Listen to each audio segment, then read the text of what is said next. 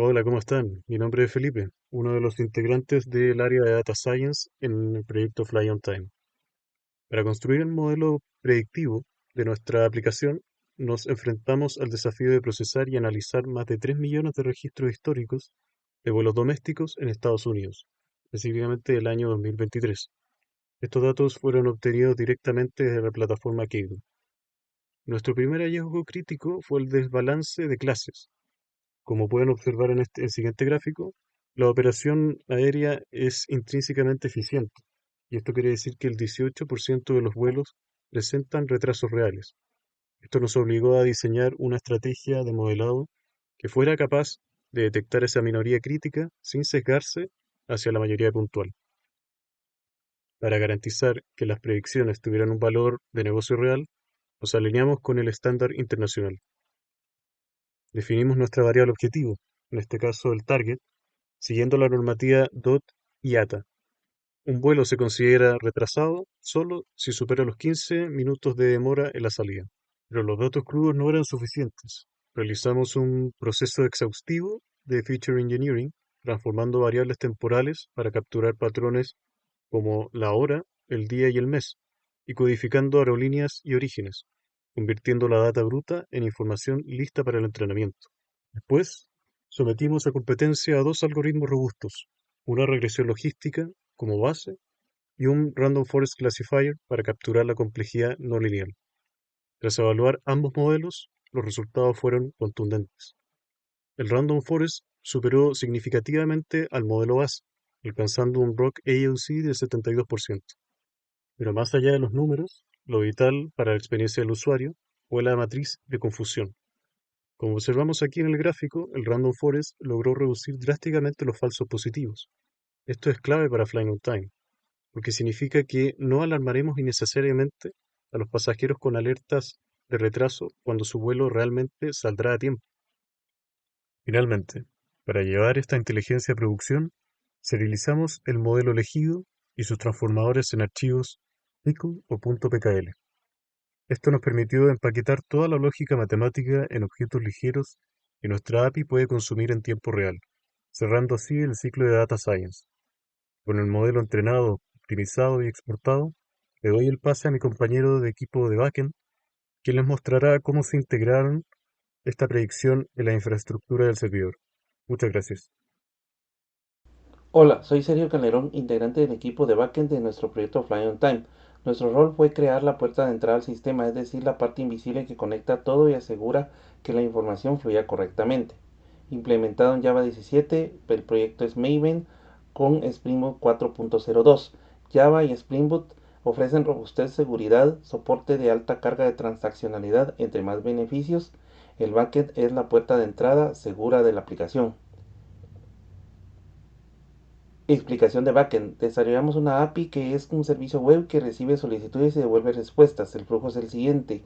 Postman o frontend envía la petición HTTP post a nuestro predict, el cual es procesado en el backend y este le envía un HTTP post hacia la fast API que nos devuelve la previsión en la probabilidad, que es procesado también por nuestro backend, el cual también es devuelto por un JSON a nuestro cliente que es Postman o en nuestro frontend.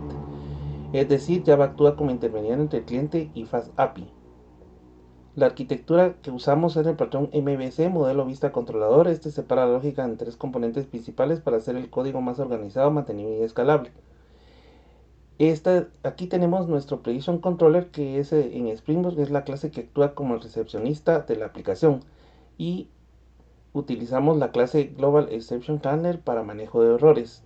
Aquí nuestro controller tiene la puerta de entrada de la solicitud HTTP que envía un request de TO. Este es enviado a nuestro servicio de predicción que tiene la lógica del negocio. Él nos devuelve la respuesta que también se recibe en responde TO y el cual es enviado a nuestro usuario por una API REST.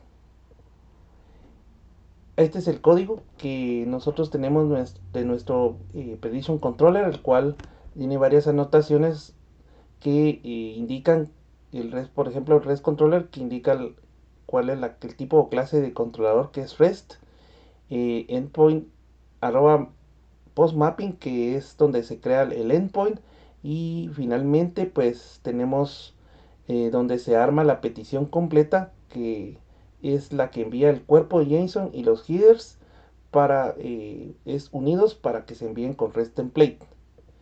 Y aquí tenemos un try catch, que es la estructura de control de experiencia de excepciones para manejar errores en tiempo de ejecución de forma controlada. Se implementó la clase Global Exception Handler para el manejo de errores en ejecución. Y aquí tenemos nuestros DTOs, que son clases simples que transportan datos entre capas y contienen campos y validaciones. Por ejemplo, aquí tenemos nuestro request DTO con los campos de solicitados.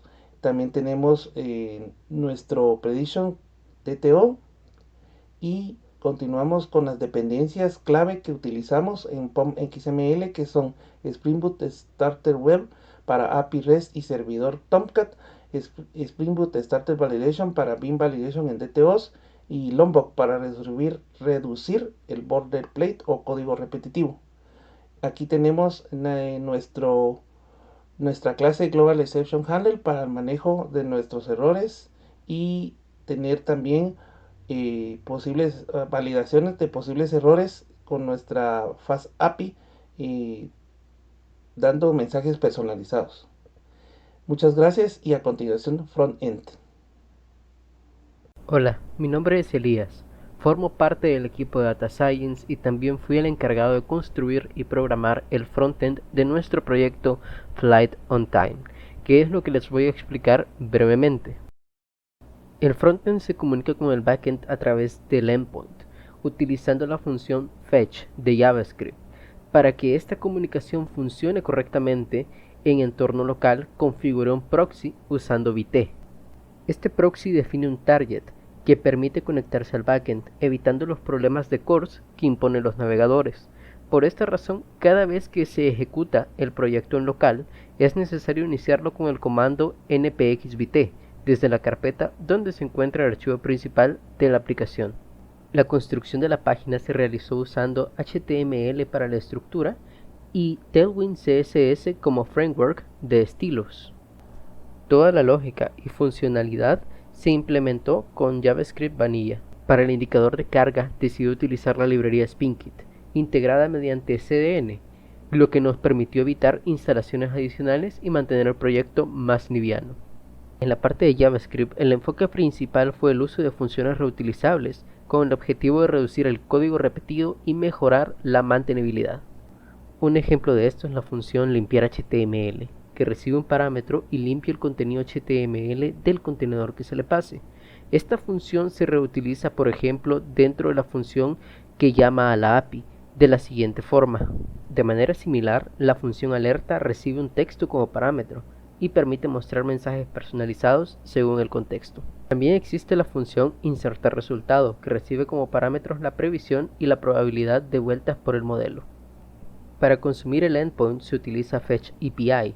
Especificando los métodos necesarios, se manejan las respuestas con .den y los errores con .catch. Dentro de la misma función se obtienen los valores del formulario mediante selectores, se limpian los espacios innecesarios y, en el caso de la distancia, se convierte a número flotante. Antes de enviar los datos, se realizan validaciones que impiden enviar campos vacíos, haciendo uso nuevamente de la función reutilizable alerta. También se valida el formato de la hora, agregando los segundos en caso de que no estén presentes, y posteriormente se unifica la fecha y la hora en una sola variable llamada fecha partida, utilizando template string. Esta información se guarda en un objeto con la estructura que el endpoint requiere y se envía al backend.